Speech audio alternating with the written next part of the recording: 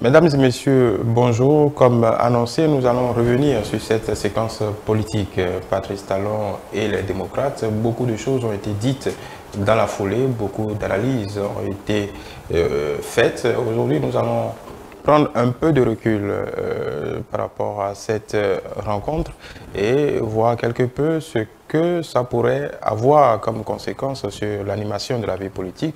D'abord du côté de l'opposition, est-ce que Patrice Talon, en faisant les concessions qu'il a faites, reprend la main quelque peu sur le tempo de la vie politique de notre pays?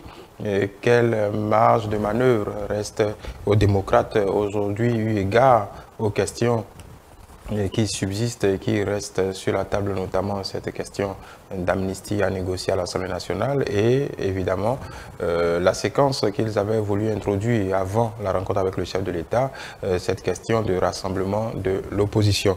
Nous allons analyser tout cela avec notre invité de ce matin, Dr Fidèle Ayena Kadoupe. Docteur Fidèle Kadoupe Ayena, voilà, enseignant chercheur à l'université d'Abomey-Calavi, politiste. Bonjour. Bonjour François Xavier. Merci d'avoir accepté notre invitation. Merci. Alors, on va peut-être revenir sur cette rencontre. En temps de votre position de scientifique de la chose politique, comment analysez-vous après coup cette séquence politique? François Xavier, je vous remercie pour cette invitation qui, une fois de plus, me donne l'occasion de me prononcer sur ce fait politique, parce que c'est de ça qu'il s'agit. Oui.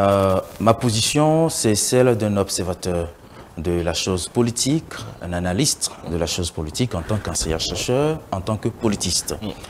Et que cette rencontre, à l'initiative du chef de l'État d'ailleurs, entre le parti de l'opposition, les démocrates, et puis le chef de l'État, est une normalité, s'inscrit pour moi, de mon point de vue, dans l'ordre des choses normales qui puissent arriver en politique, dans la scène politique.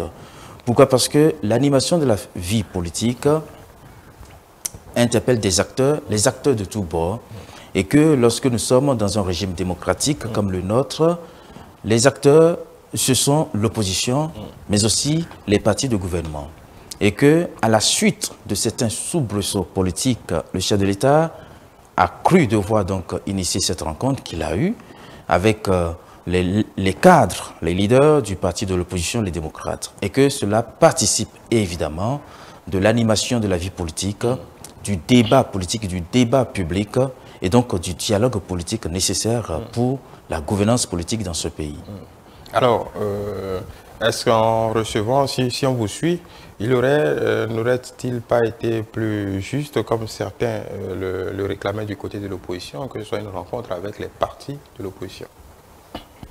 Non, d'abord, il faut contextualiser cette rencontre, parce que c'est une rencontre qui intervient à la suite d'un appel de l'ancien chef de l'État, le président Yahi Boni, qui a exprimé, et donnant ainsi la voix à son parti, le parti Les Démocrates, a exprimé donc certaines inquiétudes liées à des suspicions sur, par exemple, la confection actuelle de la liste électorale informatisée.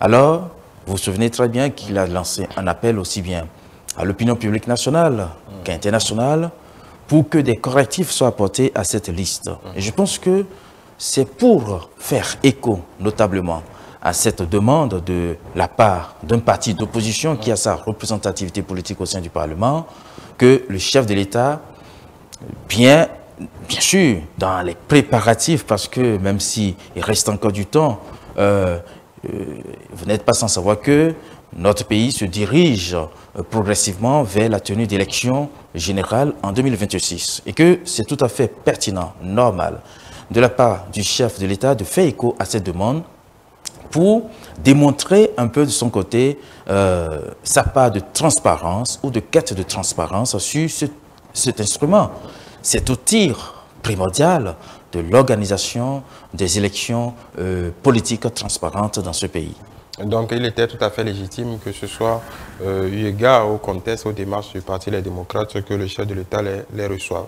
Maintenant, en parlant de l'écho de cette rencontre, qu'est-ce que ça change fondamentalement au-delà des questions discutées, au-delà des concessions faites par le chef de l'État, des refus sur d'autres points, au-delà des questions discutées, quelle est la résonance de cette rencontre dans le landerneau politique, en termes d'animation de la vie politique, autant du côté des partis de gouvernement qu'autant des autres forces politiques? Évidemment, cela n'a pas manqué d'avoir des échos ou des résonances politiques, parce que pour les deux acteurs politiques, c'est-à-dire le chef de l'État et toute la faction politique qui l'entoure, et puis le parti de l'opposition, les démocrates, cela est bien entendu resté, ou a eu plutôt l'écho d'un test, un test politique pour voir quelle est la force politique de chaque acteur au moment où il est question pour le pays de commencer par tester du poids politique que représente chaque bord avant la tenue des élections.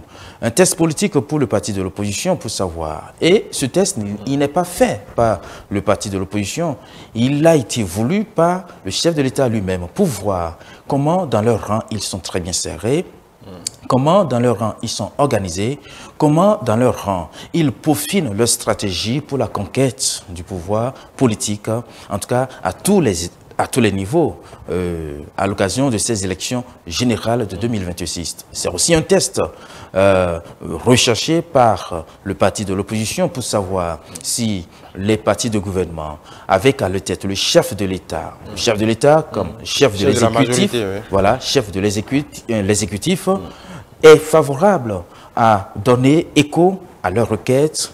Est-ce que les compromis politiques sont possibles pour que eux, partis de l'opposition, puissent matérialiser leur représentation, si ce n'est leur représentativité jusqu'au bout, jusqu'à la tenue de ces élections générales en 2026. Oui, on a beaucoup parlé du Parti Les Démocrates et du Parti de l'opposition. On a très peu parlé des conséquences de cette prise d'initiative du leader de la majorité sur les partis de la mouvance présidentielle. On les sentait, on les savait quelque peu à tonnes sur beaucoup de sujets. Là, le chef de l'État, est-ce qu'on peut considérer que le chef de l'État leur a mâché une partie du travail, pas sur le fichier électoral notamment, sur d'autres considérations au niveau du Conseil électoral. Aujourd'hui, comment peuvent-ils reprendre la main, s'il faut reprendre la main, s'il y a matière à reprendre la main du côté de ces deux partis, UP, le Renouveau, le Bloc républicain? On a l'impression que ce passage du chef de la majorité a quelque peu déblayé le terrain pour eux-mêmes. Est-ce que ça leur facilite la tâche ou ça leur complique quelque peu l'équation? Si j'ai bien compris votre question ou votre préoccupation, je ne pense pas que le chef de l'État, le président Patrice Talon, ait occulté la représentativité de ces deux partis, qui sont des partis de gouvernement au sein du Parlement, et que cette rencontre n'était pas une rencontre avec les leaders, en quelque sorte, ou les leaders du parti politique ou les partis politiques. C'est une rencontre avec le chef de l'exécutif, une rencontre avec le chef de l'exécutif pour exprimer des inquiétudes politiques sur l'échiquier politique, afin de s'assurer pour les partis d'opposition de la tenue d'organisation d'élections politiques sereines. Et donc, et vous savez qu'en la matière, la main libre n'est pas aux partis. Les partis sont des animateurs de la vie politique, bien sûr, mais le chef, le responsable politique de tout et des administrations concernées, c'est bien le chef de l'État. Et donc, c'est auprès de lui qu'il semble bien pertinent d'aller plaider certaines causes politiques, et c'est bien ce qu'ils ont essayé de faire. Mais quelles leçons les partis de la mouvance peuvent en tirer, en tout cas de cette séquence politique? Qu'est-ce que eux ils peuvent, de quoi eux ils peuvent se saisir du côté de la mouvance dans le, comme vous le dites, dans la perspective de ces élections de 2026? Je pense que les décisions du chef de l'État à l'issue ou les propositions du chef de l'État à l'issue de cette rencontre ne peuvent qu'engager pas que les partis de gouvernement, mais toute la République, parce qu'il s'agit du chef de l'État. Et qu'en la matière, s'il faut revenir un peu sur certains aspects abordés, parce que bien avant cette rencontre, l'appel de l'ancien chef de l'État, le président, l'actuel président du parti Les Démocrates, le président Boni Yayi, c'est de dire que, ben oui, nous sommes partis de l'opposition, nous sommes les démocrates. Au sein du Conseil électoral de la Sénat, nous ne sommes pas représentés, alors que la loi voudrait bien qu'il y ait parti de majorité et puis parti de minorité qui soient représentés. Alors, qu'est-ce que vous faites en tant qu'arbitre de la nation? C'est une adresse au chef de l'État. Et pareillement, au sein de la Cour constitutionnelle.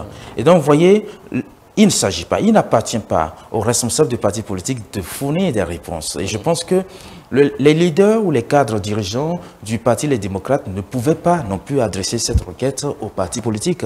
Il s'agit bien sûr du chef de l'État à qui il faut adresser cette requête.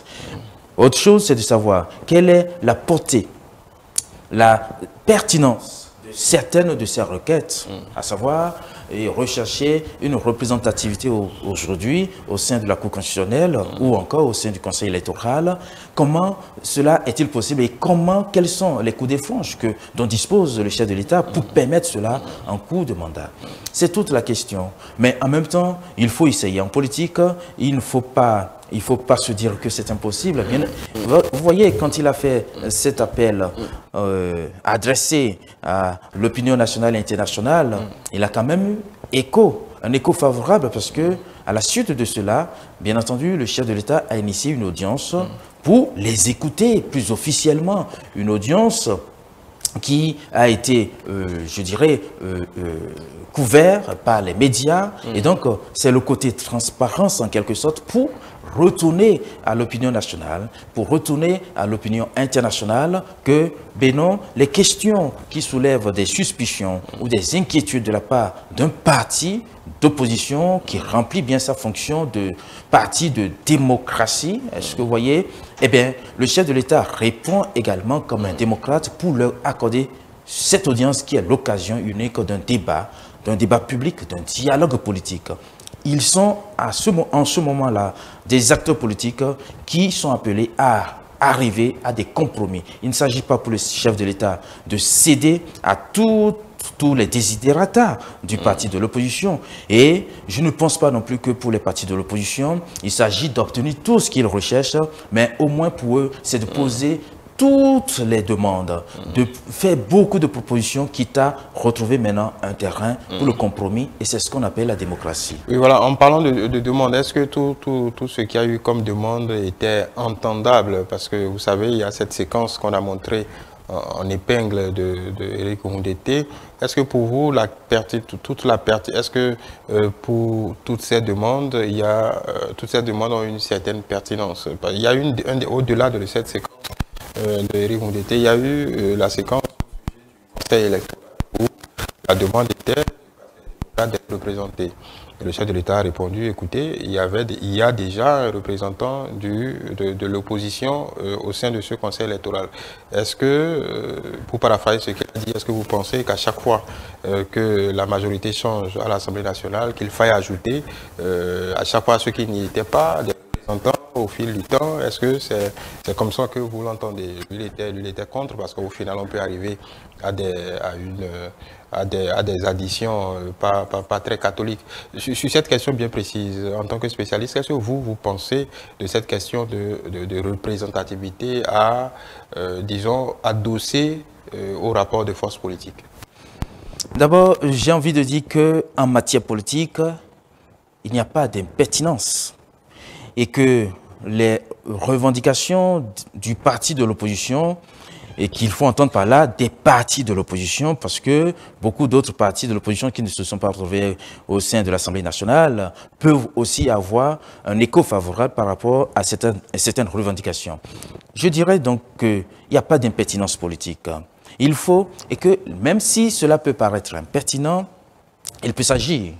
Il peut s'agir pour un parti d'opposition, des acteurs politiques qui sont des stratèges politiques, de provoquer, pas l'impertinence, une impertinence politique, de provoquer de provoquer la réaction des partis d'en face pour voir comment ils vont faire et de provoquer un débat public finalement. Donc, c'est aussi quelquefois un jeu de l'instrumentalisation politique à partir de l'impertinence. Ce n'est pas qu'ils ne sont pas assez clairvoyants pour comprendre que c'est impertinent, même aussi par l'impertinence. On peut arrimer de la stratégie politique et je pense que l'ancien chef de l'État, le président Thomas Boni Yayi, a réussi son coup de communication politique en cette matière-là.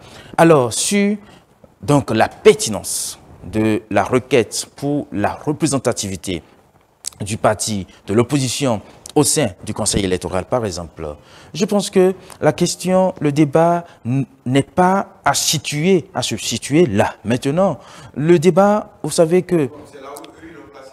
Oui, ils l'ont placé là parce que tout le monde sent venir des élections générales et que l'organe gestionnaire du processus électoral se retrouve être un organe qui est rangé normalement, politiquement, dans un seul côté, un seul bord. Et donc, cela suscite des inquiétudes. Cela peut paraître judicieux, mais en même temps, lorsque les démocrates sont arrivés au sein du Parlement, ils avaient tout leur rôle à jouer pour apparaître, pour réussir ce processus de représentation, de représentativité, ne serait-ce qu'au sein de la Cour constitutionnelle, mais dans les rapports de force, ce n'est pas ce qui est arrivé. Et que vous savez très bien qu'avant que les démocrates n'accèdent au Parlement, la Sénat a déjà pris et acté son mandat. Qui nous souvienne? Vous savez, dans ce pays, il y a eu un débat lorsque la Sénat permanente était installée. Il y avait la Sénat permanente et au sein du Parlement d'alors, il y a eu un changement, une reconfiguration des rapports de force politique. De sorte que le parti FCBE, à l'époque, qui était parti majoritaire, parti de gouvernement, s'est retrouvé, s'est transmuté en parti d'opposition et parti minoritaire. Alors que la configuration politique au sein de la Sénat d'alors, c'était que le parti majoritaire était bien représenté. Alors, les nouveaux, ceux qui sont arrivés, les nouveaux acteurs politiques qui ont fait leur irruption au sein du Parlement, ont recherché tout de suite à récupérer la place majoritaire au sein de la Sénat de la FCBE à l'époque. Ça a été un débat houleux. Un débat politique. Nous avons écouté des théories juridiques en la matière et qui en vérité étaient des théories politiques et politiciennes, mais ça ne s'était pas passé comme cela. C'est le hasard qui a permis au parti majoritaire, au nouveau parti majoritaire, de se faire représenter au Parlement. C'est-à-dire, ce qui s'était passé, c'est à la faveur, si j'ose le dire ainsi, du décès du commissaire Moïse Bossou, l'ancien commissaire qui était commissaire à la Sénat, qui est mort en cours de mandat. C'est à la faveur de son décès que le parti majoritaire, qui a pris la succession de la majorité au sein du Parlement, a réussi à matérialiser sa représentativité politique au sein de la Sénat. À l'époque, cela s'était passé comme cela.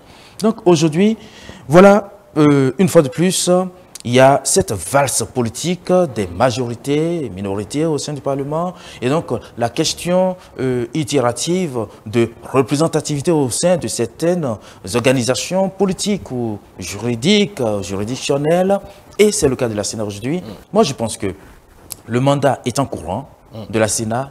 Je ne vois donc pas par quelle alchimie politique ou juridique, ou juridictionnelle, judiciaire, on pourrait arriver à faire une faveur politique, si jamais on peut parler en ces termes, aux démocrates de se retrouver représentés, donc faire démissionner quelqu'un au sein du Conseil électoral pour les faire représenter. Je pense que ce n'est pas cela la lecture des institutions, des textes qui les registrent et de la démocratie dans ce pays. Mais on peut supposer que ces acteurs politiques-là en soient vraiment conscients. Comme vous parlez d'impertinence, ils aient, en termes de communication politique, donc pour vous, ils ont voulu tenter le coup pour, on ne sait jamais, pour quelque peu forcer la main au camp d'en face ou essayer de trouver une rustine qui leur permettrait d'arriver à leur fin. Oui, évidemment, vous savez, nous sommes dans le champ de la compétition politique et que chacun doit affûter ses armes politiques en la matière. Le parti de l'opposition, les démocrates notamment, dans cette matière, tiennent à rappeler à l'opinion publique que, mais vous savez, nous voulons jouer le jeu, mais savez-vous qu'au sein du Conseil électoral, la Sénat actuelle, nous ne sommes pas représentés et que donc nous n'avons pas les moyens... Nous ne sommes pas représentés par les démocrates parce qu'il y a les FCBE qui sont là. Voilà, oui. Nous ne sommes pas en tant que démocrates représentés et si vraiment vous comptez sur nous, vraiment il faille faire pression pour qu'on nous fasse une faveur au sein du Conseil électoral et ainsi de suite dans d'autres institutions de la République. Et c'est une façon de décrier l'état du rapport des forces. Le rapport des forces n'est pas encore égalitaire. Évidemment, ils sont dans leur rôle de chercher à égaliser le rapport des forces pour compter gagner. Non, cela dépend d'eux. Oui. La ressource politique qu'il faut utiliser, maximiser pour en arriver à égaliser le rapport de force, cela est de leur ressort. Ce n'est pas du ressort du peuple, ce n'est pas du ressort des vis-à-vis, parce que si vous êtes dans la compétition politique, ce n'est pas à vous de donner les armes à vos adversaires pour venir vous combattre. Il leur appartient, eux, bien sûr, de retrouver les ressources nécessaires, idoines, pour en arriver à cela. Vous savez que le fait politique, le pouvoir politique est un élément de conquête. Hein, on parle de conquête du pouvoir politique. Ouais. Et quand on parle de conquête, ce qui est conquis, c'est ce qui est recherché. On ne reste pas sur place, vautré dans son fauteuil pour l'avoir. Ça ne tombe pas du ciel. C'est donc le fruit d'une bataille politique et qu'il appartient à chaque acteur de tous bords d'aller à la conquête de ce pouvoir, de ce fait politique.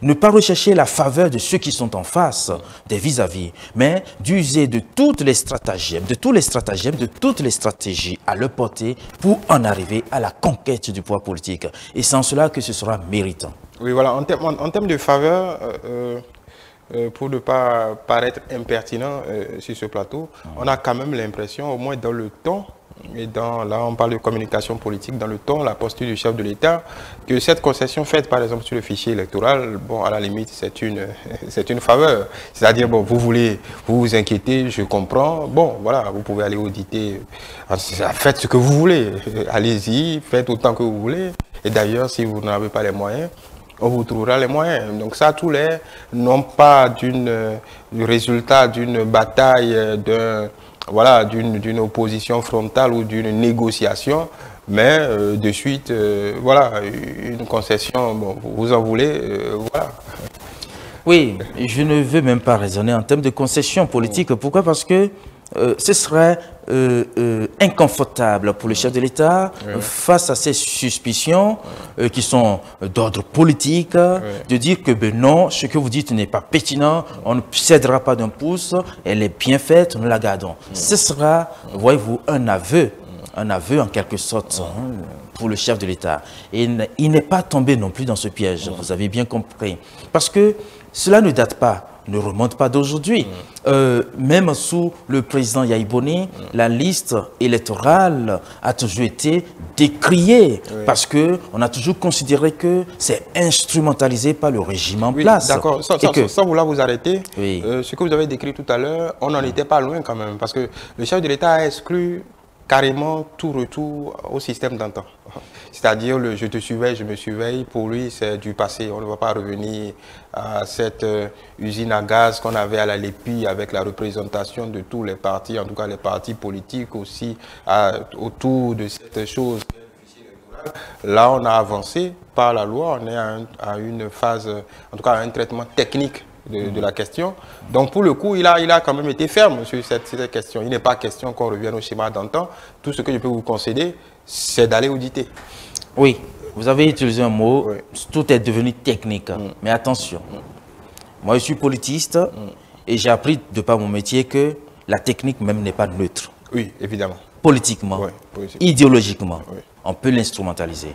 Alors, c'est tout à fait normal si des partis de l'opposition ne veulent pas bien croire en la technique. Mais même avant, c'était une technique.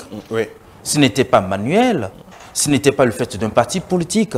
C'est la technique, c'est une bureaucratie. Mais pour autant, le doute avait subsisté. Et donc, ils refont exactement le même jeu, de dire que, attention, pour provoquer le débat public, essayant de décrier un peu, de redouter un peu l'instrumentalisation possible. Les partis politiques, pour ceux qui y travaillaient, avaient la latitude, en tout cas pour ceux qui étaient présents, de désigner tel ou tel opérateur technique pour y mettre les fichiers. Donc ils intervenaient pratiquement à tous les niveaux. Aujourd'hui, c'est une structure ad hoc qui dépend de l'exécutif avec Vous avez dit quelque chose, une structure ad hoc qui dépend de l'exécutif. Nous sommes dans une démocratie qui n'est pas maturée. C'est le même débat en vérité. Peu importe si on a fait le retrait des formations politiques, des acteurs politiques, et qu'on l'a confié à une structure technique, technocratique, il n'empêche que ce n'est pas possible à 100% que ce soit neutre politiquement, neutre idéologiquement, parce que la technologie, il faut savoir quand même faire attention avec. Ça, c'est le point de vue d'un spécialiste en sciences politiques. Alors, c'est tout à fait normal dans l'échiquier politique. La scène politique est une scène conflictuelle, concurrentielle. C'est normal que des concurrents de tous bords puissent émettre des doutes ou des suspicions, etc. Et que la réaction du chef de l'État a été, oui, sa réaction est une réaction normale, rapide, pour faire taire toutes ces suspicions, ramener la balle dans le camp, pour dire l'audit de la liste est possible. C'est un gage de transparence de la part de l'exécutif. Pour dire que nous avons fait le travail comme il faut, comme nous pensions que vous auriez pu le faire si vous étiez à notre place. Vous pouvez par vous-même venir vérifier que tout y est. Est-ce que vous voyez? Donc la balle est retournée dans le camp de l'opposition. Maintenant, reste à traduire dans la réalité, matérialiser cette demande politique pour voir qu'est-ce que ça donne. Ce n'est pas parce que l'audit aura été fait. Nous sommes au Bénin. On se connaît au Bénin. Ce n'est pas parce que l'audit aura été fait que tous les partis seront satisfaits de l'audit qui aura été fait. Et évidemment, ils vont toujours continuer. Vous voyez, quand à la suite des élections, vous allez entendre des partis politiques ou des leaders de partis politiques décrier le processus électoral sur le terrain de sa transparence ou non-transparence, même quand bien même il n'y a pas d'argument dans ce sens. Ça veut dire quoi? Nous sommes, toutes les âmes sont possibles et c'est ce que nous on peut entrevoir dans les joutes, je veux dire les échanges de mots entre les partis du gouvernement, le chef de l'État et puis les partis d'opposition, le parti d'opposition, les démocrates. C'est juste une préparation de ce qui va se dérouler politiquement dans ce pays à partir de 2026. Ils seront là pour être assurés parce que, vous savez, les gens peuvent partir aux élections. Et quand ça n'a pas marché, on aura le bouc émissaire. Ce sera par exemple la liste électorale. Et c'est en cela que la réponse du chef de l'État est rapide pour rassurer tout de suite, aussi bien l'opinion nationale qu'internationale, qu'on peut l'auditer. Et s'il y a des failles, on corrige. On corrige ces failles-là. Est-ce que vous voyez? On se connaît au Bénin pour traduire cette suspicion permanente ou la quête du bouc émissaire. Est-ce que c'est un trait conjoncturel à notre système politique d'ici, avec la maturité ou en tout cas le niveau de maturité de notre démocratie, où on doit se résoudre à vivre avec cette suspicion permanente? Quand on prend le cas du fichier électoral tel que ça a été pensé, ça voudra dire que d'ici quelques années, on sera certainement sur pilotage automatique, puisque les morts avec les déclarations, ça a été ce cas d'exemple-là que le chef de l'État essaie interlocuteurs. Et si tout le monde s'y met, ça voudra dire qu'avec les déclarations sont faites en bonne et due forme, avec, disons, la passerelle avec l'état civil, comme on le voit en Europe un peu partout, la liste électorale devrait pouvoir être générée automatiquement. Est-ce que à ce moment-là, on en aura fini avec les suspicions, ou en tant que spécialiste encore, la suspicion telle qu'on l'instrumentalise chez nous fait partie de notre jeu politique de façon naturelle ou normale? J'ai envie de dire que la suspicion politique est même institutionnalisée. Pourquoi je le dis? Vous voyez, l'organisation de l'élection ou des élections politiques dans ce pays peut bien se faire par le pouvoir exécutif qui doit l'adosser. Est-ce que vous voyez, D'ailleurs, est-ce qu'on n'y vient pas progressivement? Est-ce qu'on n'y revient pas progressivement? Oui, la demande est là, oui. Mais les suspicions font que personne n'a envie qu'on y revienne. Ça, c'est la vérité. Oui. Est-ce que vous voyez? Donc, le ministère de l'Intérieur, notamment, a les moyens d'organiser les élections à tous les niveaux dans ce pays. Et ça va nous coûter beaucoup moins cher, d'ailleurs.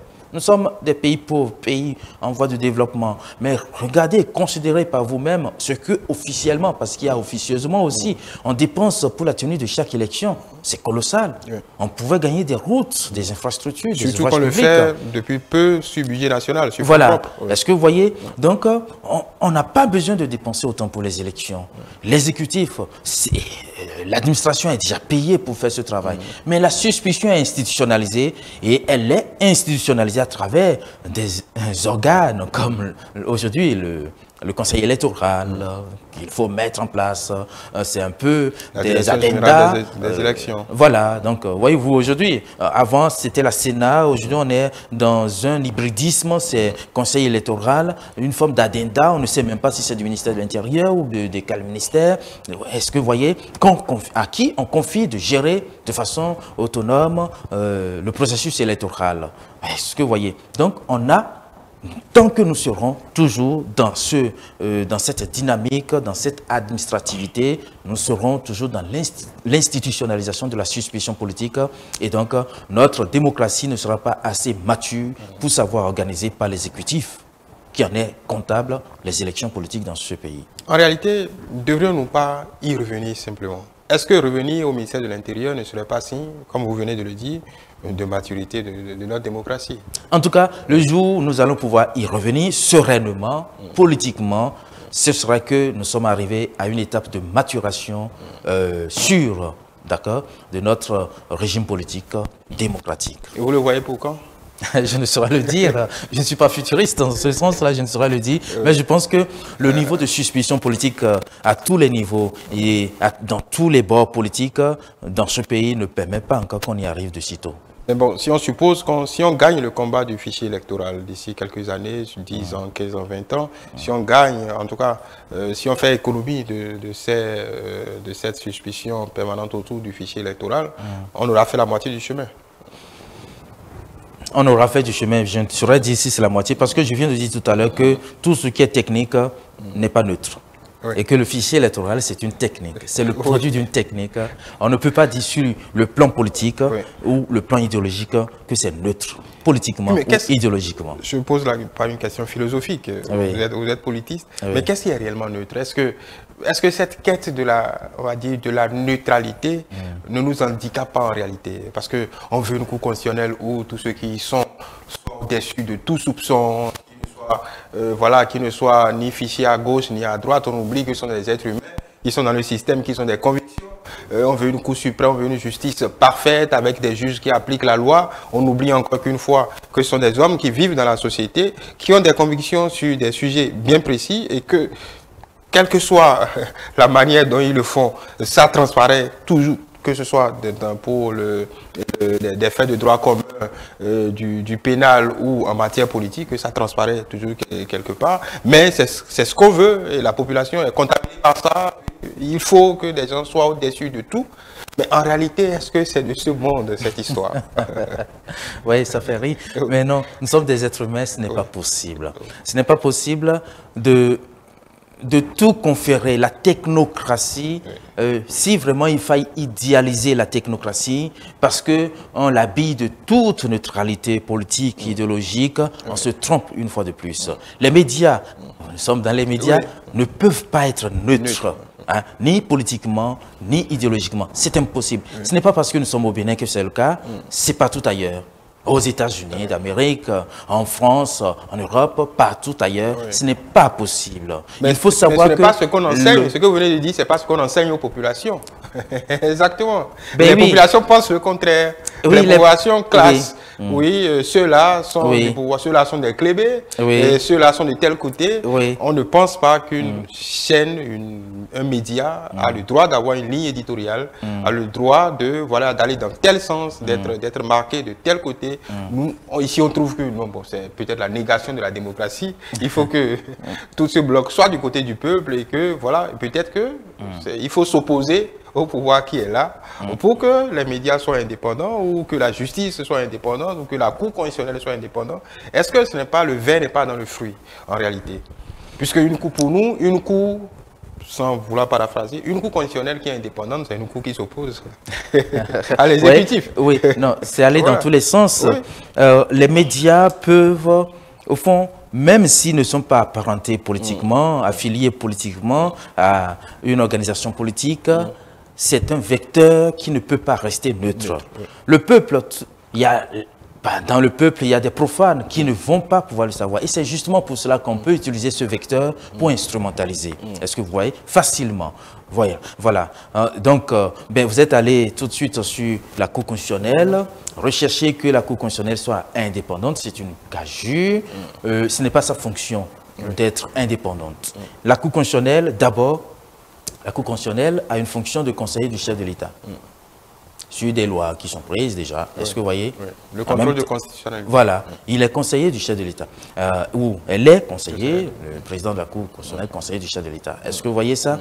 Alors, et que la Cour constitutionnelle a toujours, ce n'est pas seulement parce que c'est dans notre pays, le Bénin ou partout ailleurs en Afrique subsaharienne, la Cour constitutionnelle ou les cours constitutionnelles ou encore le Conseil constitutionnel français ont toujours une double casquette. C'est leur fonction. C'est leur institution. C'est fait pour être comme cela. Double casquette, pourquoi? Parce que c'est à la fois, et d'abord, un organe politique. Un organe politique qui a des délibérations politiques. C'est normal. Et qui conseille le chef de l'État. Et qu'ensuite, c'est un organe juridictionnel sur les droits et libertés fondamentaux, les citoyens, etc. Parce que la Cour constitutionnelle est en tant que chien de garde de la Constitution, et la Constitution qui est la loi fondamentale qui protège et qui proclame et qui consacre les droits et libertés fondamentaux, en est donc le juge pour les sanctionner lorsque ils sont transgressés. Est-ce que vous voyez? Donc, c'est un organe juridictionnel et aussi pour se prononcer sur la constitutionnalité des lois dans ce pays.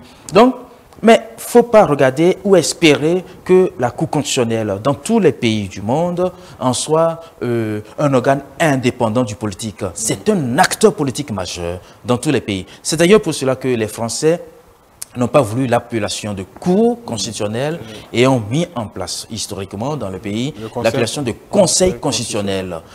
Et vous n'avez qu'à regarder la composition. Et c'est, vous voyez, les démocraties africaines, surtout subsahariennes, ont trouvé que, oui, l'idée de Cour constitutionnelle, comme la Cour suprême, s'est donné beaucoup plus de primat à la fonction juridictionnelle pour, au fond, faire respecter ou faire plier le prince. Et c'est en cela que vous allez remarquer dans beaucoup de pays de la sous-région, les juges constitutionnels en viennent des fois à se prononcer pour rappeler, pour faire plier le prince, c'est-à-dire, j'entends pas le prince, le chef de l'exécutif, pour dire, mais le pouvoir suprême, c'est à eux. On l'a vu dans d'autres pays, je ne vais pas donner le nom, où finalement, le chef de l'État a pris des décisions pour nettoyer la Cour constitutionnelle. Est-ce que vous voyez? Et lui démontrer que le pouvoir politique, c'est bien lui qui le détient et que la Cour constitutionnelle, qui est un organe politique, certes, n'a pas ce pouvoir-là. Donc, il est arrimé à l'exécutif. Ou plutôt, puisque nous parlons de Cour, elle est arrimée aux politiques, c'est aussi sa fonction. C'est une fonction politique, c'est une fonction constitutionnelle. Et pourquoi dans notre pays, on s'échappe énormément autour de cette question, c'est-à-dire la Cour constitutionnelle, cette décision, parfois ça vire au drame, on a tous ces procès d'intention, au-delà même de la mauvaise foi politique qu'on peut accepter. Ma question, c'est surtout la résonance que ces questions ont au niveau de la population. Oui, c'est ce que je viens de dire une fois de plus. Parce que très peu savent, très peu vous diront, non, c'est pas, non, Cour constitutionnelle, non, c'est pas un organe politique, non, la Cour constitutionnelle, c'est ceux qui sont dessus de tout. Donc il n'y a pas, voilà. Donc... La Cour elle-même aussi peut faire un travail de vulgarisation de ses attributions auprès du peuple pour lui dire que oui, je suis une Cour pour préserver les droits et libertés fondamentaux, je suis une Cour pour le contrôle de constitutionnalité et puis pour beaucoup d'autres choses, mais en même temps je suis un arbitre des institutions de la République je suis un conseiller du chef de l'État, j'interviens dans la matière politique, ce n'est pas possible que je ne sois pas un organe politique. La Cour elle-même peut faire ce travail-là de vulgarisation au sein de nos communautés nationales. Voilà. La question peut-être philosophique que je voudrais poser, est-ce que les démocraties, les jeunes démocraties africaines, se sont compliquées quelque peu la tâche en visant cette neutralité absolue? Parce que ça revient constamment dans le débat. Ah oui, tel a pris parti, la justice n'est pas indépendante, les médias. En fait, c'est devenu un curseur. Et vous voyez très vite partout sur le continent, c'est que c'est telle décision, on apprécie toujours les décisions prises par ces instances-là quant à leur neutralité ou non, supposée ou pas. Est-ce on s'est compliqué la tâche en montant toute une, en misant sur cette question de neutralité, alors qu'on retombe constamment, on est dans une démocratie de soupçon. Oui, démocratie de suspicion. Oui. Le débat ne doit pas être sur la neutralité, Okay, oui. neutralité axiologique des institutions, ou, voilà, des acteurs politiques ou des organes juridictionnels, des médias, Voilà, etc. ouais. Le débat ne devrait pas être sur la neutralité. Oui. Parce que il doit procéder de soi que la neutralité n'est pas possible. N'est pas possible lorsque nous sommes dans le champ politique. Voilà, parce que vous ne pouvez pas faire votre irruption dans le champ politique. Ou si vous êtes une institution de la République, vous intervenez dans le champ politique et essayez d'être neutre politiquement. Ce n'est pas possible. Et si vous utilisez une technique, une technologie, comme les médias par exemple, ce n'est pas parce que nous avons l'écran ou le vecteur de la technologie que, oui, on peut s'assurer et dire que c'est neutre. Vous savez, dans ce pays, il a été possible même, on a dit que on pouvait faire le colmatage, en quelque sorte, hein, des résultats des élections à partir des téléphones, ceci, etc. Ouais. Mais ce n'est pas parce que... Et qu'on pense qu'au fond, on se délégitime soi-même et on relégitime plutôt l'instrument, la machine, en disant que si c'est écrit 50, c'est que c'est 50, c'est neutre, on ne peut pas tripatouiller. Mais ce n'est pas possible parce que la machine n'existe pas par elle-même, c'est l'être humain. Et c'est l'être humain qui lui confère sa psyché, en quelque sorte. C'est l'être humain qui lui confère sa fonctionnalité. Et qu'à partir de ce moment-là, l'être humain a toujours la main sur la machine et, à sa guise, peut l'instrumentaliser. C'est cela le problème, le statut de la neutralité qu'il ne faille pas rechercher tous azimuts lorsque nous sommes dans le champ politique. Mais la question qui n'a pas du tout lien avec la neutralité, c'est la question plutôt de l'indépendance. Oui. L'indépendance, les gens peuvent tendre à l'indépendance. Des organes ou des institutions peuvent tendre à l'indépendance. Et je sais que dans ce pays, il y a des institutions qui arrivent à fonctionner avec une bonne dose d'indépendance. Et quand on parle d'indépendance, c'est par rapport au pouvoir exécutif. Nous avons eu des sénats dans ce pays qui ont su se comporter indépendants, voyez-vous, vis-à-vis de l'exécutif. Est-ce que vous voyez, ou du Parlement. Donc, et des juridictions qui savent aussi rester indépendantes. Les médias aussi peuvent faire ce même travail d'indépendance. Mais à quel on l'apprécie, l'indépendance? Parce que d'aucuns diront, oui, ceux-là sont indépendants parce que les médias ils sont indépendants, tel média est indépendant parce qu'il critique à longueur de journée le pouvoir. La Sénat est indépendante parce qu'elle s'est opposée sur tel dossier. Pourquoi dans notre, dans notre lexique politique, je ne sais pas si c'est du fait des acteurs politiques, on ne conçoit cette question d'indépendance que quand on se pas opposition avec le prince, comme vous le dites. Non, ce n'est pas parce que telle organisation peut critiquer à la critique facile sans être inquiété. Ce n'est pas cela qui est la traduction de son indépendance. Parce que vous, par exemple, vous êtes un organe de presse. Vous pouvez être autorisé à faire de la critique en permanence 24 heures sur 24 dans le pays. Et la perception de ce média dans l'opinion publique, ce sera un média indépendant. Voilà. Mais c'est faux.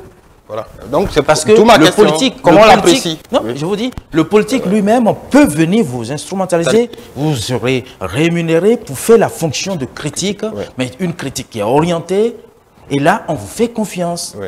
Et si vous annoncez des résultats, on dira, si c'est vous qui l'aviez annoncé... C'est que c'est vrai. C'est que c'est vrai, parce que vous avez la critique. Mais quelque part, vous êtes dans une combine, une connivence politique. C'est en cela que je dis qu'il ne faut pas croire à la neutralité. Et donc, l'indépendance, c'est des trucs, c'est des notions à relativiser dans le champ politique. Donc, on ne peut pas, disons... à apprécier. Il n'y a pas d'indépendance absolue. Donc on ne peut pas, parce que ma question c'était à quelle aune on apprécie l'indépendance d'une institution ou d'un organe, en tout cas d'autres acteurs de l'animation de la vie publique. Oui, pour l'apprécier, c'est dans la nature du régime politique en place qu'il faut apprécier l'indépendance d'une institution. Évidemment, si c'est un régime autoritaire, comme on le rencontre en Afrique, partout ailleurs, en Afrique, surtout l'Afrique francophone, même l'Afrique anglophone, si c'est des institutions autoritaires, l'indépendance est à biaiser. Quoi qu'on dise, même avec des démocraties, on parlera donc de démocratie autoritaire. Et que l'indépendance sera d'autant assurée que nous sommes une vraie démocratie libérale où il y a des idées du pluralisme idéal, idéologique, où des gens peuvent assumer les convictions qu'ils ont. Est-ce que vous voyez qu'ils affirment, qu'ils prônent? Donc, et je ne pense pas que dans nos pays, en Afrique subsaharienne, nous sommes déjà arrivés à une démocratie libérale affirmée. Et donc, la question de l'indépendance, c'est à l'aune du régime politique. Un régime autoritaire ne permettra pas l'indépendance. On a plusieurs types de régimes autoritaires. Voyez-vous, la liberté, par exemple, sera autorisée pour cette liberté de la presse. Dans certains régimes autoritaires, qu'on va appeler l'autoritarisme dur, ça va un peu, ils acceptent un peu la liberté de la presse, mais juste une petite portion. Est-ce que vous voyez? Donc, les régimes autoritaires ne seront pas toujours en phase avec la question de l'indépendance. Mais c'est en cela que nos institutions administratives, politiques doivent pouvoir évoluer vers la mise en place d'une démocratie plutôt libérale qu'une démocratie autoritaire, une administration autoritaire, donc une administration beaucoup plus légale, rationnelle. Si nous en arrivons là, on peut s'accommoder plus facilement avec la question de l'indépendance des institutions. Voilà. En parlant de suspicion, tout à l'heure, on va finir sur cette question.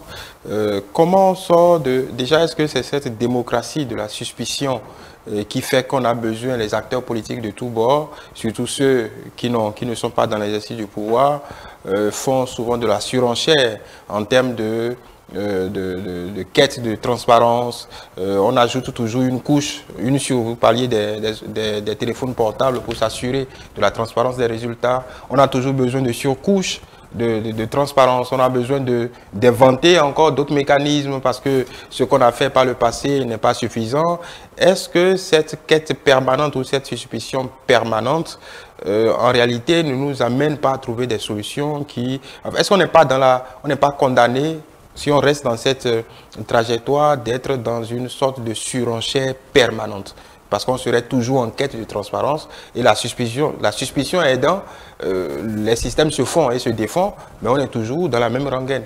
Oui, ça va continuer comme cela tant que nous serons une administration autoritaire. Et quand je dis autoritaire, moi je l'enseigne, ça ne veut pas dire dictatorial, non. Je parle d'autoritarisme. Tant que nous sommes une administration autoritaire, c'est-à-dire que nous ne sommes pas typiquement une administration légale rationnelle. Dans l'autorité, il faut savoir que nous sommes une administration néopatrimoniale qui combine avec les relais patrimoniaux, les échanges, le donnant-donnant. Tant que nous sommes dans ce type d'administration où il n'y a pas de, comment dire, je vais dire, de neutralité en quelque sorte des institutions. On y revient. Il n'y a pas de d'absence de subjectivité, de subjectivisme qui transcende dans les institutions. Tant que nous allons rester cette administration autoritaire, nous serons toujours en quête de moyens de contourner les jeux de suspicion et de contre-suspicion. Est-ce que vous voyez?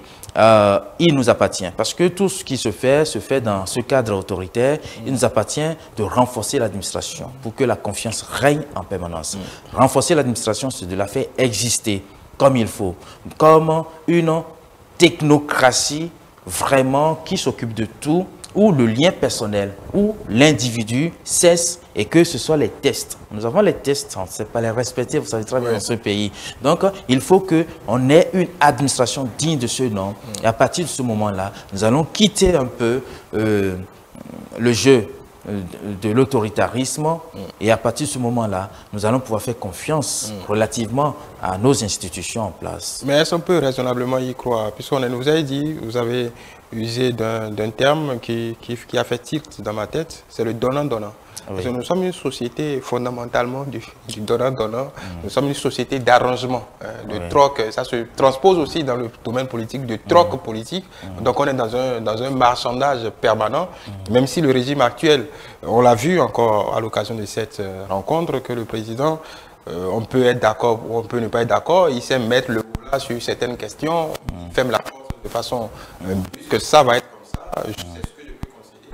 Mais si on reste dans reste attaché à ce marchandage permanent, est-ce qu'on peut arriver raisonnablement à ce que vous venez à ce que vous souhaitez? Il faut dire que même dans la perception du peuple, l'imaginaire collectif aussi est ancré dans le donnant-donnant. Est-ce que vous voyez, et c'est toute une question de mentalité, pas que politique, mais sociale, sociétale. Et il faut arriver un jour à se départir de cette mentalité, ce jeu du donnant-donnant, ce jeu des relais patrimoniaux, voilà, il faut avoir une personne ici, etc. Et pour que ce soit l'administration. Mais ça veut dire qu'en ce moment, l'État va exister totalement, parfaitement dans notre pays. Vous savez que l'État, il existe très bien. Bien souvent, la réalité de l'État dans nos pays, pas seulement qu'au Bénin, ça se limite dans Cotonou, la capitale, les grandes capitales ou les villes secondaires, et que quand vous allez dans les régions reculées, on se demande si l'État est présent, si sa souveraineté continue de s'exercer sur ces territoires. Vous le posez à la population, ils ne savent pas ce que c'est que l'État, qu'est-ce qu'il apporte, les fonctions régaliennes de l'État. C'est absent, c'est loin, c'est lointain de ces populations. Donc l'État a lui-même du mal à exister, s'imposer partout. Vous allez voir qu'avec ce gouvernement, ils font l'effort dans beaucoup de domaines pour faire résister l'État, mais c'est encore embryonnaire. L'État n'existe pas, et tant qu'il ne peut pas exister, l'État patrimonial, néo-patrimonial, l'administration autoritaire va prendre toujours le relais. Oui, voilà. Maintenant, en termes, venons-en à la communication politique. Par rapport à cette rencontre, est-ce qu'on peut dire qu'il y a... Comment appréciez-vous, comment analysez-vous ce rapport de force en termes de posture et de communication politique? Est-ce que le président de la République a eu tout bon sur cette séquence politique? Vous disiez tout à l'heure que le président Boni Yayi a bien négocié certains virages. Qui en sort gagnant et qui en sort perdant, si on doit poser la question de cette façon aussi triviale, en termes de communication politique? Je ne pense pas qu'il faille noter qui est sorti gagnant ou qui en serait sorti perdant. Les deux acteurs politiques ont gagné en termes de communication politique pour son camp. Est-ce que vous voyez, d'abord le parti de l'opposition a fait cette sortie pour affirmer une fois de plus que l'opposition s'est bien incarnée par lui et qu'il n'y a pas de vide politique.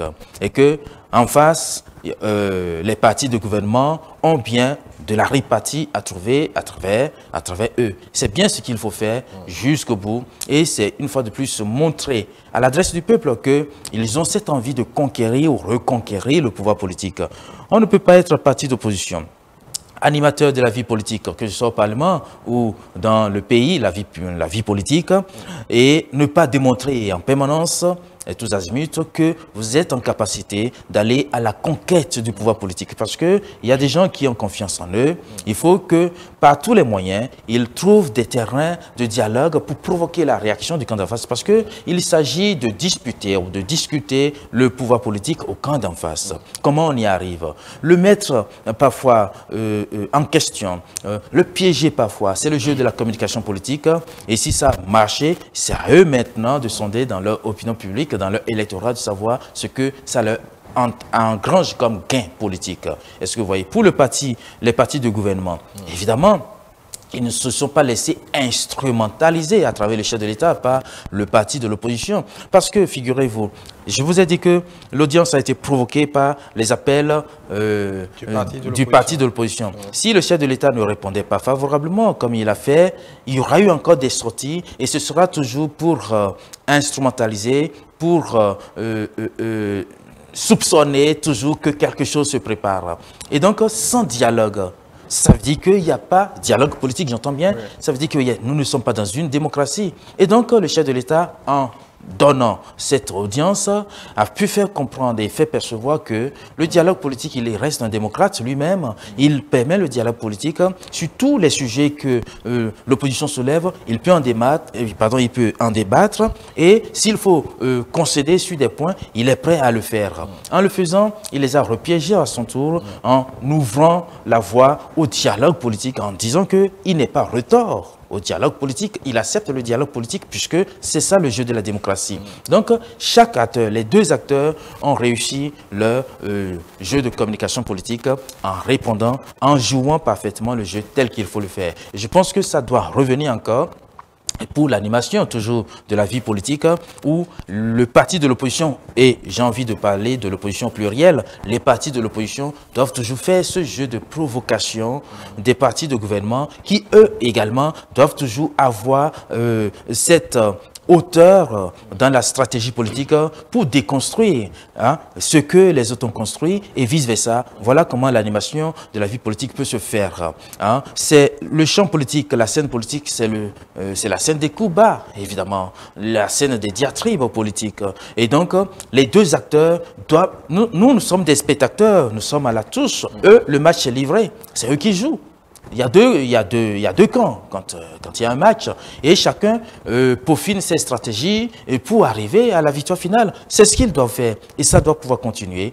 Et si jamais ça doit se faire, que le chef de l'État invitait par exemple les partis de l'opposition à dialoguer, qui ne viennent pas, qui serait un parti antidémocratique? Ce serait donc l'opposition qui ne répond pas. Et si l'opposition provoque le débat public et que le chef de l'État se fait retort à ce débat public, il tombe dans le piège d'être considéré, targué d'antidémocratie, antidémocrate. Est-ce que vous voyez? Donc, je pense que les deux acteurs politiques sont sortis gagnants de cela.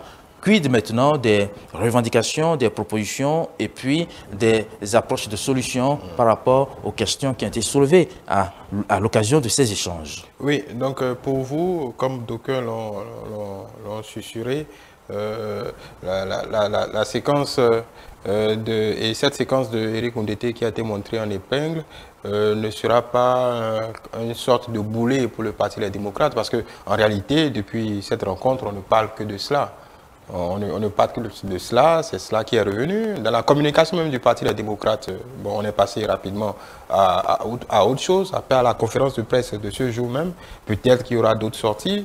On a comme l'impression que le parti est sorti un peu, excusez-moi l'expression un peu groggy de cette rencontre. Un parti qui recherche à reprendre son souffle. Peut-être que ça peut être une illusion d'optique, parce qu'on peut considérer qu'en un mois, l'exécutif ou le président de la République leur a repris des sujets dont il se faisait le chou gras dans l'opinion publique. La question du soja, ça a été balayé très rapidement en enlevant très vite les points de cristallisation. Le fichier électoral, on connaît la réponse du chef de l'État. Il ne reste plus, on va dire, dans ce que les démocrates ont exprimé, il ne reste plus que cette question de libération de Rekiat Madougou, Joël Aïvo et la question des exilés. Tout le reste a été, je ne dirais pas balayé, mais bon, en termes politiques, c'est que le président de la République a semblé reprendre la main sur cette question. Oui, sur la question du soja, je pense que le président de la République a bien fait. Oui. De reprendre déjà la main sur la question, parce que c'est contre-productif. Et je ne pense pas, moi, ça c'est mon point de vue, je ne suis pas dans l'entourage du chef de l'État pour mieux savoir. Je pense que c'est des cadres qui l'entourent, qui l'ont fait porter ces décisions et qui n'ont pas été assez bien mûris.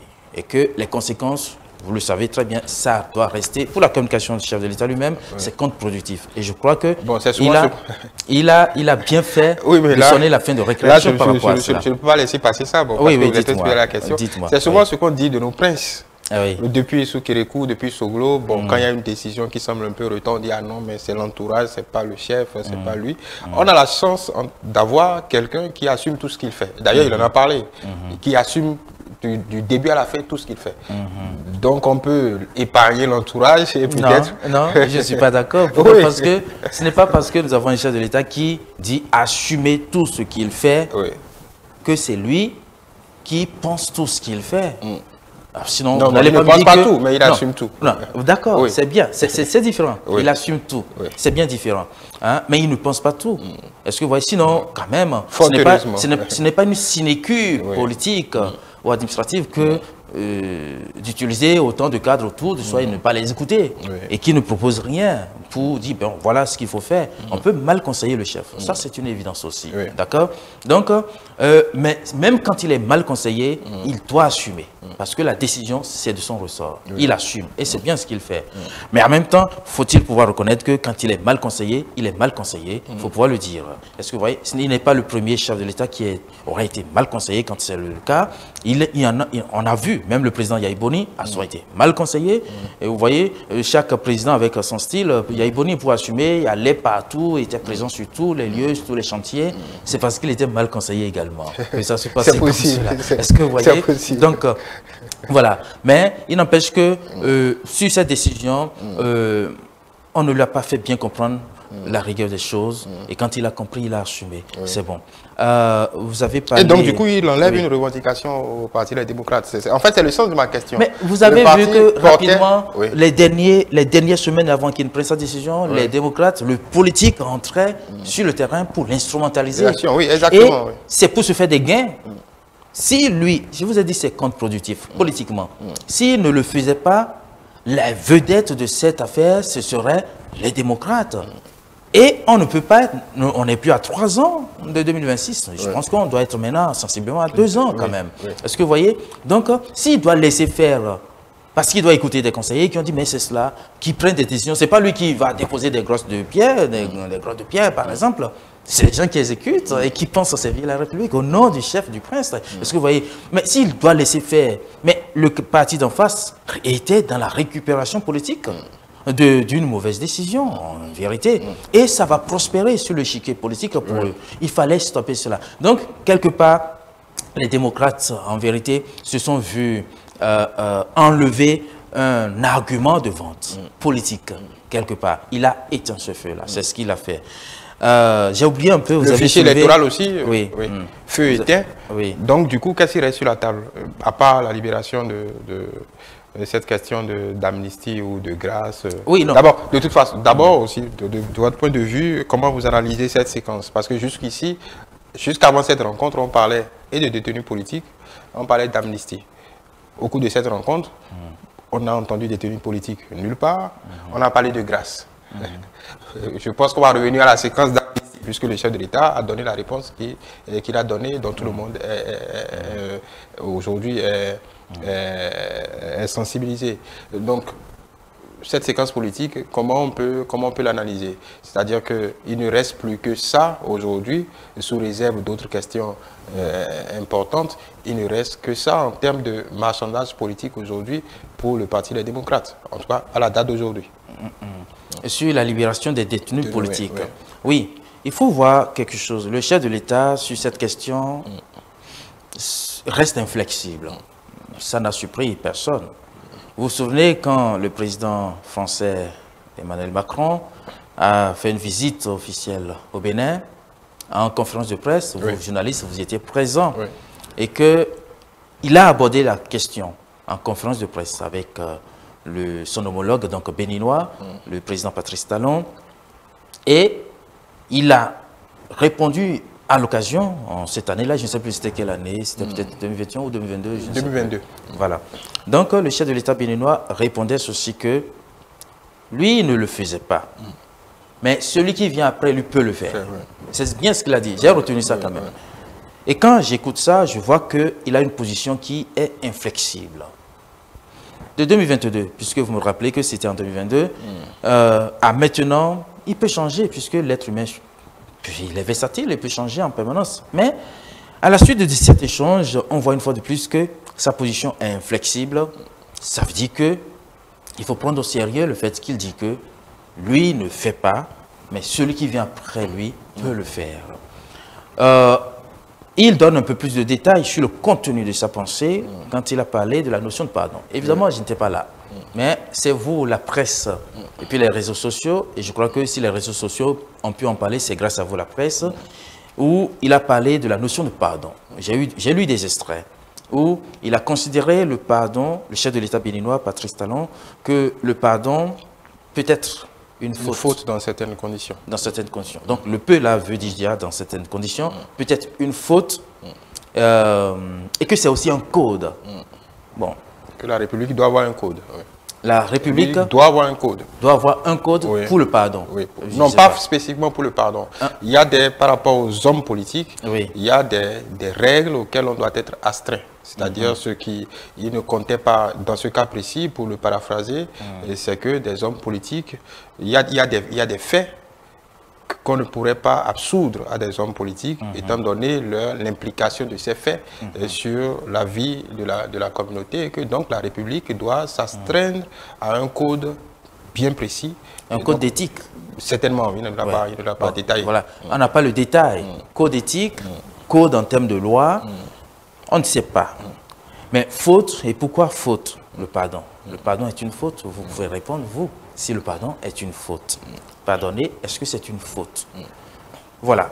Ben, je n'ai pas décliné ce que je peux penser, un point de vue personnel, en la matière, mais quel décryptage politique je peux avoir sur cette phraséologie qui est dans le contexte politique, bien entendu. Le pardon peut être une faute. Pourquoi serait-il une faute parfois, une faute? Et je pense qu'il faut aussi s'en tenir à l'histoire. L'histoire du président de la République est aujourd'hui l'histoire politique du Bénin. Et puisque le président de la République était déjà dans le champ politique bien avant qu'il ne soit le chef de l'État. Et donc, il a pu avoir une expérience par le passé qui a été marquée par le pardon et qui, si à son tour, il doit manœuvrer avec le pardon sans respecter les codes, sans parler de code éthique ou de code de loi, s'il doit manier le pardon sans peaufiner sa propre stratégie politique, il serait un mauvais stratège politique. Voilà comment je peux décrypter cette pensée du chef de l'État, à moins que le chef de l'État en vienne à resituer le contenu de sa pensée. Est-ce que ce que vous dites n'est pas quelque peu, vous le dites, ça le dit, c'est-à-dire que si lui, il a été, comme beaucoup d'aucuns l'ont dit, si lui, il a été pardonné et a fini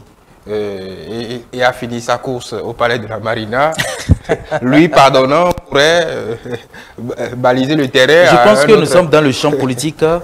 Tous les moyens sont bons pour arriver à une fin politique. Et vous pouvez bien l'entendre, comme vous l'avez décrypté par vous-même. On n'a pas besoin de spécialistes, aussi bien en communication qu'en sciences politiques, pour décrypter certains discours politiques. Alors, si lui, regardez tout ce qu'il a connu dans son temps, et soldé par le pardon, et il est revenu triomphalement. Et vous regardez, dans le même champ politique, le manœuvrage du pardon, si ça se retourne aussi contre lui, ça donnera quoi? Alors, quand on est un acteur politique, on est un stratège politique. Donc, il faut comprendre le contenu de la pensée du chef de l'État. Ce n'est pas parce que c'est le chef de l'État qui n'est pas appelé lui-même à avoir des inquiétudes sur ce qu'il doit faire et qu'il doit pouvoir arbitrer sur ce qu'il doit faire et ne pas faire. C'est en cela que j'arrime ce qu'il a dit maintenant à ce qu'il avait dit donc l'année dernière, en disant que lui, il ne le fait pas, mais celui qui vient après lui pourra le faire. Ça veut dire qu'il a pris des dispositions dans ce sens-là, en termes de stratégie politique. Voilà comment, sur dans le champ de la communication politique, je peux comprendre ce qu'a bien voulu dire ou exprimer le chef de l'État quand il a parlé de la notion de pardon.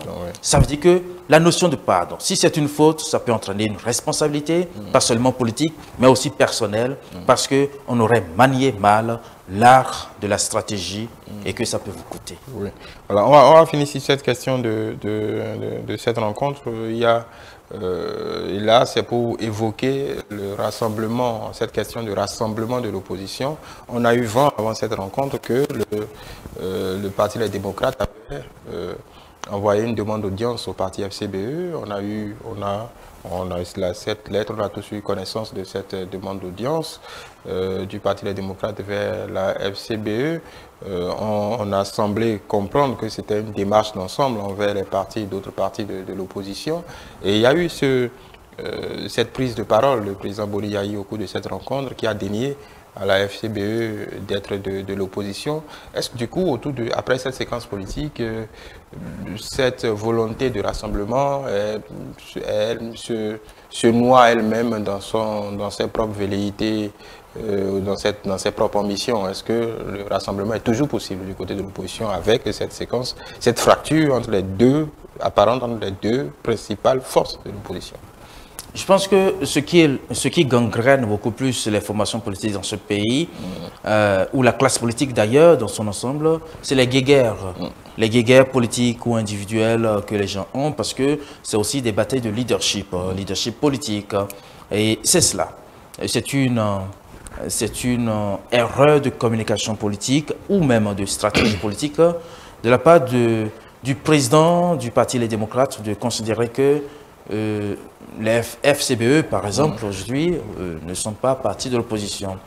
Il est vrai que au sein du Parlement, le seul parti d'opposition que nous avons, c'est bien les démocrates. Mais cela n'est pas aussi réducteur. Cela ne voudrait pas dire que les autres factions politiques qui n'ont pas réussi leur entrée par l'élection au sein du Parlement n'en sont pas ou en sont moins des partis de l'opposition. Si pour les dernières échéances électorales passées, ils n'ont pas su mobiliser comme il faut pour arriver, mais rien n'exclut que, étant donné qu'ils ils tiennent leur rang de parti, avec toute la représentativité nationale qu'il faut et qui, voilà, ils sont reconnus comme l'administration aussi bien fiscale que territoriale nationale comme étant un parti politique, mais à l'opposition et en dehors du Parlement, c'est bien des partis d'opposition. Est-ce que vous voyez? Et il peut en être d'autres partis de l'opposition.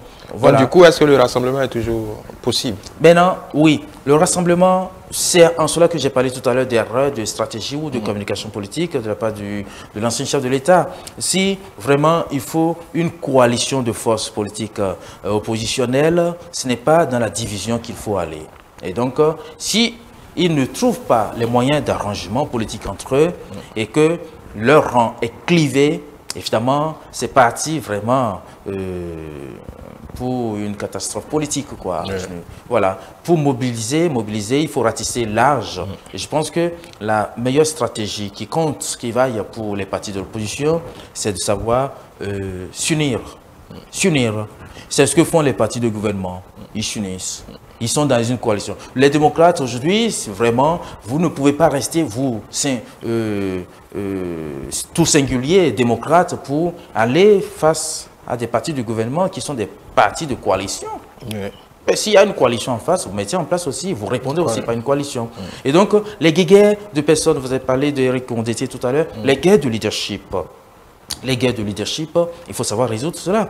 Ce qui peut aussi mieux les perdre, c'est que quand on parle du chef de file de l'opposition, le chef de file de l'opposition, je pense quand même que c'est une aberration politique ou institutionnelle et qui ne permet pas d'organiser l'opposition. Parce que aujourd'hui, on va dire que le chef de file de l'opposition, c'est l'ancien chef de l'État. Voilà, Yayi Boni, de fait. Le chef de file de l'opposition. Je trouve que pour moi, c'est malsain d'abord. Puisqu'il accède à la fonction présidentielle, je veux dire, hein, à la direction du parti.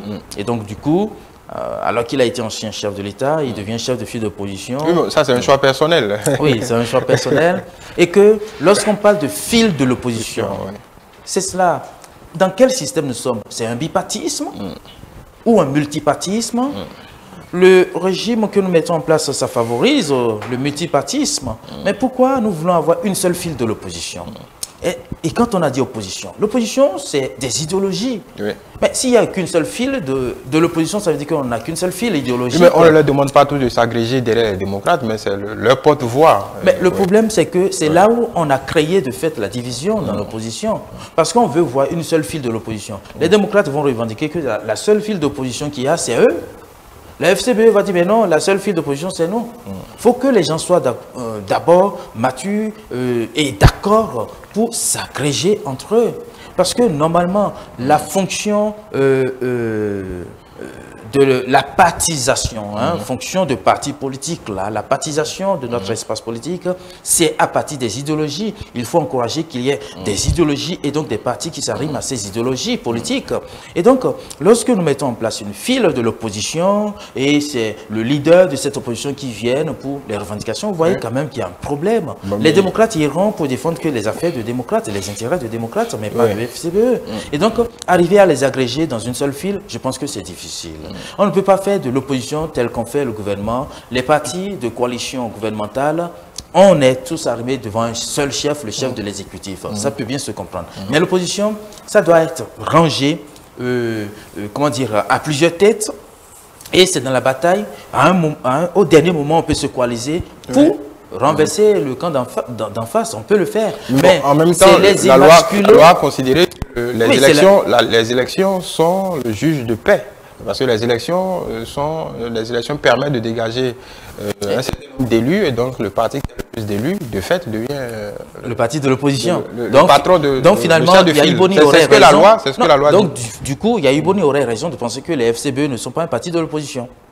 C'est cela. Bon, pas à cette extrémité. Ah ben non, c'est ça. Oui. Mais c'est ce que c'est pour ce statut, le statut de l'opposition. Oui, le chef de file de l'opposition. Mais chef de file de l'opposition, c'est pour aller avec l'opposition. Oui. Et l'opposition est plurielle. Évidemment. Et il ne faut pas rechercher une opposition monolithique ou monocolore. C'est dangereux. Vous le dites, monocolore. C'est dangereux. Peut-être qu'on demande, la loi demande à celui qui est chef de file de l'opposition de pouvoir... Je vous donne une caricature politique. Oui. Nous sommes en France, par exemple. Oui. Vous prenez Marine Le Pen, qui est chef de son parti, avec Mélenchon, chef de son parti, ainsi de suite. Ils sont tous dans l'opposition, par exemple. Oui. Et vous voulez que Marine Le Pen soit le chef de file de cette opposition-là. Ça passera en France, cela? Évidemment pas. Donc, vous espérez que cela passe? Non. Que Marine Le Pen aille parler au nom de Mélenchon, par exemple, et des autres? C'est pas possible, c'est tuer la démocratie. C'est mon point de vue, pas personnel, mais c'est une analyse scientifique. C'est une question importante. Et c'est ça qui entraîne le désordre. L'opposition ne peut pas se structurer tant que la bataille est autour de c'est qui le chef de file de l'opposition. Finalement, c'est pour dire c'est qui l'opposition. C'est un cadeau empoisonné. C'est un cadeau empoisonné. Ça ne peut pas permettre à l'opposition de se structurer. Et que l'opposition ne devait pas accepter ce genre de choses. Et comme les démocrates sont au Parlement, de faire en sorte que cette question de chef de file de l'opposition ne puisse pas être chef de file de l'opposition. On trouve autre chose, mais reconnaître la possibilité toujours à l'opposition d'être plurielle pour pouvoir se coaliser, pour pouvoir créer des groupes. Et quand ça ne va pas, on sait se désolidariser. Voilà comment la fabrique de la politique se fait. Oui. Voilà. On va finir sur une question. Vous parlez de Parlement, justement. Il y a eu le vote du budget. Et il y a... Bon, ce n'est pas une surprise. Le parti, les démocrates, a voté contre. Il y a ce que beaucoup ont identifié comme une des premières fissures dans la mâture du Parti des démocrates parce qu'ils ont l'habitude de voter en bloc contre. Il y a eu, aujourd'hui, ils ont voté à 27 sur 28. Il y a un qui a voté pour. Il y a 4 autres qui ont fait des procurations. Donc, il y aurait des soubresauts de fissures dans le parti. Au-delà de cela, sur la question même du vote du budget, symboliquement, est-ce qu'on est toujours... Un parti a le droit d'exprimer sa position. Est-ce que ça voudra dire que le Parti des démocrates est contre tout le budget de l'État ou pour vous c'est une posture disons, politicienne, il faut s'opposer parce qu'on est de l'opposition. Parce que là, on ne parle pas d'un sujet précis. On parle, tous les ministères ont défilé. Il y a eu des débats. Il y a eu des débats en commission qu'on a trouvé des débats très chaleureux. On a entendu des membres du Parti des démocrates être d'accord sur tel point ou tel point. Mais au final, tout rejeté en bloc. Comment vous analysez ce fait? Ça ne date pas de maintenant, vous savez, de s'opposer, tous les partis d'opposition, de s'opposer au budget. Le budget, il est présenté par le gouvernement. Parce que vous voyez, et c'est un outil de gouvernement. Alors, quand vous êtes parti de l'opposition, parfois, vous n'avez pas envie que le gouvernement gouverne, ait les ressources pour gouverner et avoir des résultats qu'il faut. Et c'est aussi un moyen de le recontrôler. Contrôler dans le sens de le déstabiliser. Et ça n'a pas daté que de maintenant. Sous les autres régimes passés, on a bien connu cela. Ce qui a amené souvent les chefs d'État à voter le budget par ordonnance. Est-ce que vous voyez? Voilà. Donc, ça, c'est justement parce que l'opposition peut instrumentaliser son vote en ce moment-là pour perturber le fonctionnement de l'administration qui est détenu par l'exécutif qui en a besoin. Si l'exécutif n'a pas le budget qu'il faut, il ne pourra pas répondre à ses objectifs, il ne pourra pas gouverner. Donc, c'est de bonne guerre. Voilà. Et c'est en cela que les partis, quand vous êtes un parti de gouvernement, vous faites tout pour avoir la majorité au sein du Parlement pour pouvoir triompher régulièrement. Voilà. On a fini. Je vais vous laisser bon, j'aime pas trop dire dernier mot, puisqu'on va se retrouver certainement. Mais bon, pour sortir de ce débat, qu'est-ce que parce qu'on a brassé beaucoup de sujets, je vous laisse nous faire sortir de ce débat. D'abord, je vous remercie pour cette invitation. Vous savez très bien que je n'ai pas souvent le temps de répondre à vos appels, donc j'ai fait l'effort cette fois-ci. Mon mot de fin, ce sera donc de dire que l'animation de la vie politique dans notre pays, comme dans tous les autres pays qui se revendiquent être des démocraties, de grandes démocraties, c'est une animation permanente. Et que c'est de très bonnes guerres que les partis d'opposition, et je vais parler ici maintenant de l'opposition plurielle, les partis de l'opposition comme les partis de gouvernement se rencontrent, débattent et provoquent le débat public et le dialogue national, le dialogue politique. Et c'est quand nous, citoyens, nous voyons cela que nous sommes sûrs que nous sommes dans une démocratie. Donc, c'est de bonne guerre, c'est une bonne chose. Et je pense que c'est des initiatives à encourager. Et voilà. Et que ce qu'il faut pour notre pays, c'est le multipartisme. Pas dans le désordre. Je sais que la réforme du système partisan est intervenue pour éviter des partis politiques qui n'ont pas de représentativité. Mais pour autant, c'est dans le multipartisme, qu'on soit parti de l'opposition ou parti de gouvernement, c'est dans le multipartisme que nous allons renforcer notre système et notre régime démocratique. Merci beaucoup, docteur Fidèle Kadoupé Aïna. Je rappelle que vous êtes enseignant-chercheur à l'université d'Abomey-Calavi, politiste. Avec vous, nous avons essayé de faire le tour de l'actualité politique et de cette rencontre entre le chef de l'État et la délégation du Parti des démocrates, ce qui reste jusqu'à la date d'aujourd'hui, à part le vote du budget, comme l'une des séquences politiques les plus importantes de ces derniers temps. Mesdames et messieurs, en espérant que vous ayez glané ici et là quelques réponses à vos préoccupations, je vous remercie de nous avoir suivis. Merci, docteur. Merci François Xavier, merci pour l'invitation. Merci de nous avoir suivis.